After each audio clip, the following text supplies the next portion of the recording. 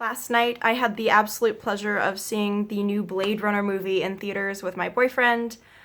I was pretty excited because I heard a lot of good things about it, although it was not a property that I have any nostalgic interest in. I knew it was one of his favorite movies, so I was really excited for a reboot that sounded like it was going to be good, and man, did this movie live up to the hype.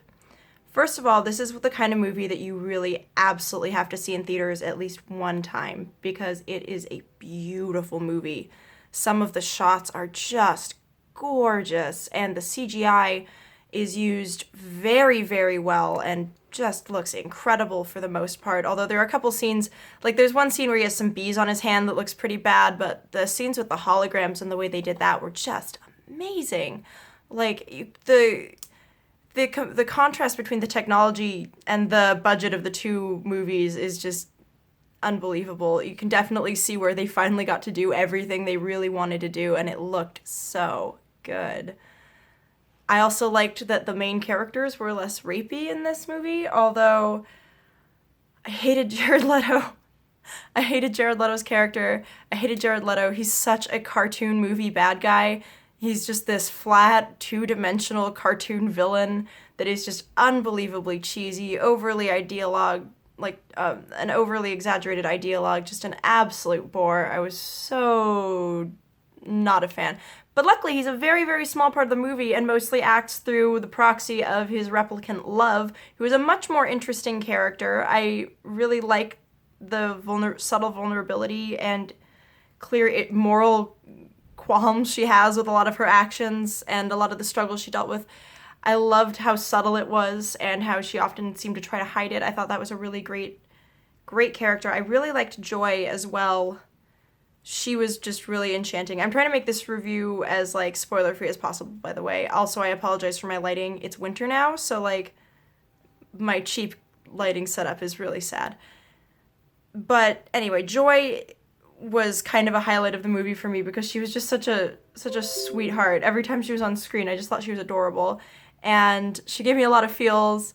And I really liked the idea of an artificial human dating an even more artificial life form and not and the questions of how real their feelings and relationship can be and how real she can be. And I liked later on in the movie when he sees another version of her because she's a mass-produced hologram and it calls him by a similar nickname and acts in a similar way that makes him question how different his version of Joy ever was.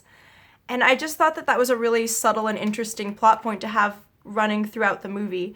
But the movie itself has a really engaging and interesting storyline based off of some consequences that happen in the aftermath of the first film that don't happen on screen. I can't spoil it because it's too good, and the plot twist at the end is just so artfully done. I was just delighted. It was a great movie. I think it is the best reboot I have seen, period, in terms of trying to revitalize a previous franchise. Again, I don't have any nostalgia goggles here. I didn't watch Blade Runner growing up. It's a very recent exposure for me, but I enjoyed both of the movies. I do think this one is a better movie in a lot of ways, and I think part of it is just because the technology makes it so that there are ways to make this story more beautiful and more believable, and I thought it was a great film. The few problems I had with it were Jared Leto. I didn't like some of the pacing because it could slow down quite a lot here and there for a 2-hour and 40-minute film. I don't think we needed a drawn-out nightclub fight scene or showroom fight scene, whatever you want to call it. It was just a long, boring, unnecessary scene where I'm like, just talk to each other, dudes. Just talk to each other, please. There's also this really dumb fight scene towards the end of the movie where they crash a car into water and they fight in the sinking car, and I'm just like, why? Why did you do this? This is all going so well, and now I'm just trying not to laugh because it's cheesy and I'm also a little bit bored. But overall, the movie was great. The acting was fantastic. Ryan Gosling did a great job. I also really appreciated Robin Wright's small but fun role in the movie. Although there's this one scene where there's some hand-crushing horror, and I hate hand-crushing horror in movies. That scene in Game of Thrones where Catelyn Stark grabs the the Valerian steel dagger from the cat's paw, and she like tries to protect Bran, and it like slashes her fingers through him, and I cannot even look at the screen during that scene. I hate that scene. I hate any scene where you stab, cut, maim, crush, remove, or do anything else to hands. I just can't stand them. So I had to like cringe, and this scene just went on and on and on. But that's just a me thing. I know the average viewer doesn't have a problem with that. Overall, it was just a stunning movie. It is 2 hours and 40 minutes long. It's not a short movie, and it is certainly not an action movie. It is not a fast-paced movie. If that's what you go in looking for and expecting, you're not going to like it. But if you're looking for a character-based, cerebral, interesting mystery wrapped up in a gorgeous sci-fi setting that asks very Star Trek classic sci-fi questions like what it is to be human, then I could not recommend Blade Runner 2049 anymore. As a newly exposed fan of the series, it's just great. I was enchanted and entranced, and the entire film, I did not leave the theater once. I just sat there and let the story take me along, and I thought the characters were just really, really well written.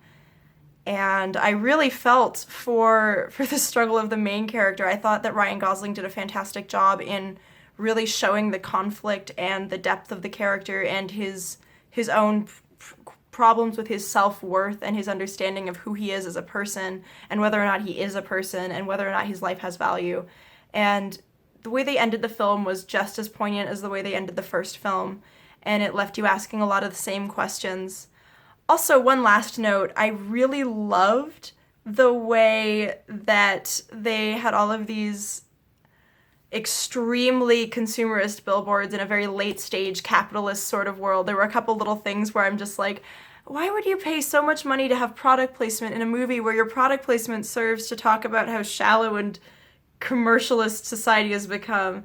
And then I realized, oh, because you're still getting your product in front of the eyeballs, and that irony is just kind of beautiful to me. Also, I loved the little touches of how obsessed everyone is with real things in general. They had a little of that in the first movie, but they really bring that home in this one, where they particularly have a few references to how rare just actual real wood is in their world now. And little details like that really sold the world for me and just brought the movie to a whole new level. So I'd say like 9 out of 10. Fantastic movie. Go see it in theaters. Go see it. I might go see it again. That's everything I have for you on this. Auf Wiedersehen.